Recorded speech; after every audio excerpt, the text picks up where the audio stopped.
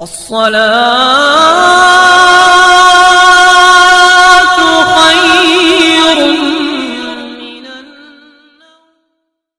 السلام علیکم ورحمۃ اللہ وبرکاتہ۔ پیارے دوستو، آج کی اس ویڈیو میں ہم جو وظیفہ یا جو عمل آپ کی خدمت میں لے کر حاضر ہوئے ہیں وہ ایسا زبردست اور مؤثر اور مجرب وظیفہ ہے کہ جس کی برکت سے انشاءاللہ عزیز آپ کی تمام تر جائز مشکلات، جائز پریشانیاں اور جائز حاجات پوری ہو جائیں گی۔ پیارے دوستو، یہ ایسا زبردست اور قرآنی عمل ہے کہ یہ بہت ہی مختصر ہے، لیکن جب انسان اس کو اپنا لیتا ہے، جب اس کو کر لیتا ہے تو انشاءاللہ العزیز اس کی زندگی میں امن و سکون آ جاتا ہے، اس کی زندگی میں خوشیاں ہی خوشیاں آ جاتی ہیں، اس کے رزق اور کاروبار میں وسعتیں اور برکتیں پیدا ہو جاتی ہیں، اس کا مال کشادہ کر دیا جاتا ہے۔ تو پیارے دوستو، ہم آپ کو عمل کے بارے میں بھی بتائیں گے، لیکن اس سے پہلے ہماری سی چھوٹی سی گزارش ہے کہ اگر آپ نے ہمارے اس چینل کو سبسکرائب نہیں کیا تو ہمارے چینل کو سبسکرائب کر کے بیل آئیکن ضرور دبا دیں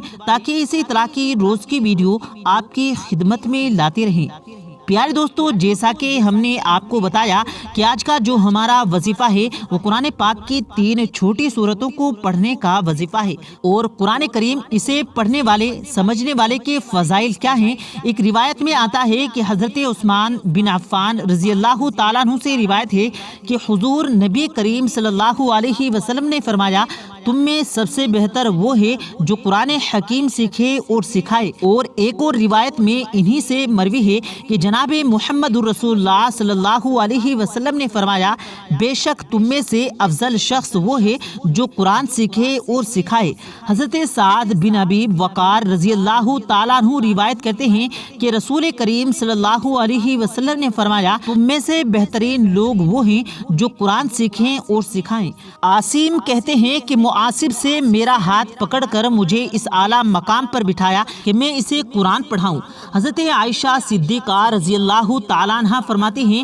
کہ حضور نبی کریم صلی اللہ علیہ وسلم نے فرمایا، قرآن مجید کا ماہر معزز و محترم فرشتوں کو معظم مکرم اور انبیاء علیہ السلام کے ساتھ ہوگا، اور وہ شخص جو قرآن پڑھتا ہوگا لیکن اس میں ٹھٹکتا ہو اور پڑھنا اس پر کن ذہن تھا، موٹی زبان ہونے کی وجہ سے مشکل ہو، اس کے لیے بھی 2 گنا اجر ہے۔ اور ایک دوسری روایت میں آتا ہے کہ جو شخص قرآن پڑھتا ہے حالانکہ یہ پڑھنا اس کے لیے سخت مشکل ہو، اس کے لیے 2 اجر ہے۔ حضرت ابو موسیٰ اشعری رضی اللہ تعالیٰ عنہ سے روایت ہے کہ حضور نبی کریم صلی اللہ علیہ وسلم نے فرمایا، جو بندہ مؤمن قرآن مجید پڑھتا رہتا ہے اس کی مثال مالٹا کی طرح عرب کے ایک لذیذ پھل کی جیسی ہے کہ جس کی خوشبو بھی اچھی اور مزہ بھی خوب اور پاکیزہ ہوتا ہے، اور وہ بندہ مومن جو قرآن کریم نہیں پڑھتا اس کی مثال خشک کھجور جیسی ہے جس میں خوشبو تو نہیں ہوتی البتہ ذائقہ شیریں ہوتا ہے، اور وہ منافق جو قرآن مجید پڑھتا ہے اس کی مثال ریحانہ گلاب کے پھول کی سی ہے کہ اس کی خوشبو اچھی اور ذائقہ کڑوا ہوتا ہے، اور اس منافق کی مثال جو قرآن کریم کی تلاوت نہیں کرتا گنزلہ تماکی سی ہے کہ اس میں خوشبو بالکل نہیں ہوتی اور ذائقہ بھی کڑوا ہوتا ہے۔ اور ایک اور روایت میں منافق کی وظائف فاجر یعنی بدکار کے الفاظ ہیں۔ حضرت ابو امامہ رضی اللہ تعالیٰ عنہ روایت کرتے ہیں کہ میں نے حضور نبی کریم صلی اللہ علیہ وسلم کو فرماتے ہوئے سنا، قرآن مجید پڑھا کرو، یہ قیامت کے دن اپنے پڑھنے والوں کے لیے شفاعت کرنے والا بن کر آئے گا۔ حضرت ابو ہریرہ رضی اللہ تعالیٰ عنہ سے روایت ہے کہ حضور نبی کریم صلی اللہ علیہ وسلم نے ارشاد فرمایا، حسد رزق تو بس 2 آدمیوں سے ہی کرنا جائز ہے، پہلا وہ شخص جسے اللہ رب العزت نے قرآن پڑھنا اور سمجھنا سکھایا تو بس وہ رات دن کی اوقات میں اس کی تلاوت کرتا ہے، اس کا پڑوسی اسے قرآن پڑھتے ہوئے سناتا ہے تو وہ کہتا ہے کہ کاش مجھے بھی اس کی مثال قرآن عطا کیا ہوتا تو میں بھی اسی طرح عمل کرتا جس طرح یہ کرتا ہے۔ اور دوسرا وہ شخص ہے جسے اللہ رب العزت نے مال بخشا ہے اور وہ اللہ کی راہ میں اسے صرف کرتا ہے، اور دوسرا شخص اسے دیکھ کر کہتا ہے کہ کاش مجھے بھی اتنا مال ملتا جتنا کہ اسے ملا ہے تو میں بھی اسی طرح عمل کرتا جس طرح یہ عمل کرتا ہے۔ سو پیارے دوستو، آپ نے قرآن کریم کو پڑھنے اور اس کی تلاوت کرنے کے بارے میں فضیلت سنی احادیث کی روشنی میں کہ اس کی کتنی زیادہ فضیلتیں ہیں۔ تو پیارے دوستو، آپ بھی اگر اس عمل کو اپنا لیتے ہیں تو اس عمل کی برکت سے آپ کو فائدہ یہ ہوگا کہ قرآن کریم کو پڑھنے کا آپ کو اجر بھی ملے گا اور قرآن کریم انشاءاللہ العزیز آپ کی سفارش بھی فرمائے گا۔ اس کے علاوہ آپ کے رزق میں، آپ کے مسائل میں، آپ کی دشواریوں میں، آپ کی پریشانیوں میں کمی آئے گی، تخفیف ہوگی اور اللہ رب العزت کی طرف سے آپ کا رزق کشادہ کر دیا جائے گا۔ تو پیارے دوستو، آپ نے کرنا کیا ہے کہ ہر روز رات سونے سے پہلے آپ نے یہ 3 سورتیں پڑھ لینی ہیں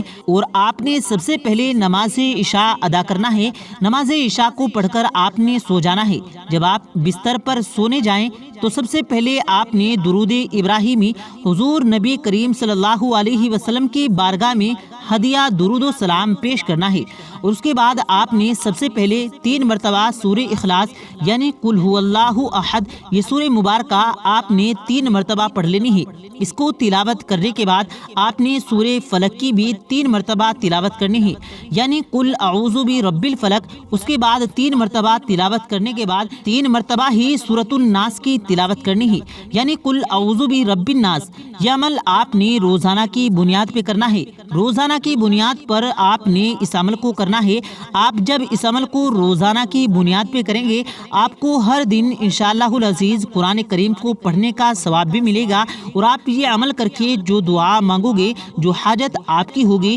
انشاءاللہ العزیز وہ بھی پوری ہو جائے گی اور آپ کے خاص کر کے رزق جو مسائل ہوں گے انشاءاللہ العزیز وہ بھی دور ہو جائیں گے اور وہ بھی حل ہو جائیں گے اور آپ کا رزق کشادہ کر دیا جائے گا۔ ناظرین، اس عمل کو کامل ایمان اور یقین کے ساتھ کیجیے، انشاءاللہ العزیز آپ کو اس سے ضرور فائدہ ہوگا۔ تو پیارے دوستو، اس عمل کو آپ بھی کریں اور اپنے دوستوں کے ساتھ شیئر بھی کریں اور ہمیں بھی اپنی نیک دعاؤں میں، نیک التجاؤں میں ضرور یاد رکھیں اور اس کے ساتھ ساتھ یہ بھی نوٹ کر لیں کہ کوئی بھی عمل کریں اس کو کامل ایمان و یقین کے ساتھ کریں۔ جب تک آپ کا کامل و ایمان اور یقین کے ساتھ نہیں کریں گے تو آپ کو اس سے فائدہ نہیں ہوگا۔ تو پیارے دوستو، اللہ پاک سے دعا ہے اللہ پاک ہم سب کو کہنے اور سننے سے زیادہ عمل کرنے کی توفیق عطا فرمائے۔ آمین، اللہم آمین۔